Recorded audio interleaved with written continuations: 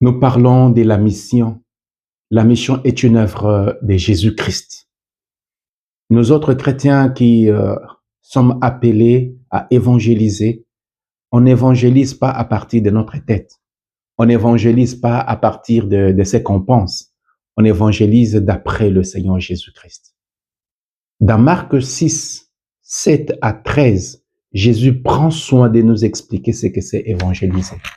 Bien-aimés dans le Seigneur, évangéliser ne veut pas dire tout simplement les paroles. Dans l'évangélisation, il y a l'importance, il y a la place de la parole de Dieu. L'homme doit écouter la parole de Dieu.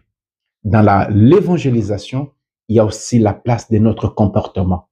On n'évangélise pas seulement à partir de ce que nous disons, de ce que nous proclamons, mais on évangélise aussi à partir de notre comportement. Notre comportement est un élément nécessaire, sine qua non, dans l'évangélisation. Les gens ne s'arrêtent pas à ce que nous disons. Les gens aussi sont marqués par notre agir, par nos gestes concrets de l'amour, de miséricorde.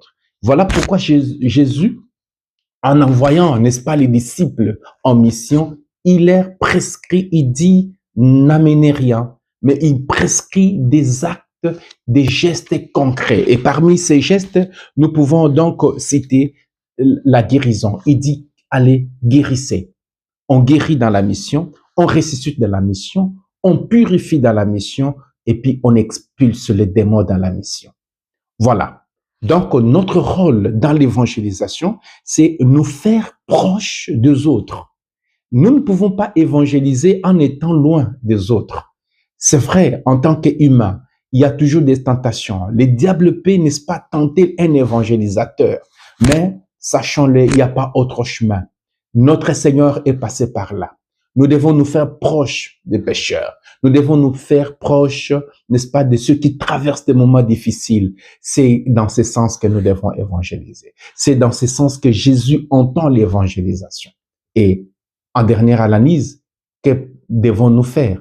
Nous devons de temps en temps, chers évangélisateurs, chers frères et sœurs, en tant qu'enfants de Dieu, nous asseoir aux pieds de Jésus pour l'écouter. Parce que c'est ce que nous annonçons, celui que nous proclamons, que nous annonçons au monde, nous devons le connaître. Personne ne peut faire connaître à quelqu'un qui ne connaît pas. Voilà le travail que l'Église a aujourd'hui. C'est le travail de faire connaître Jésus. C'est le travail de parler de Jésus. Mais comment parler? Nous devons le parler, n'est-ce pas, avec humilité. Voilà.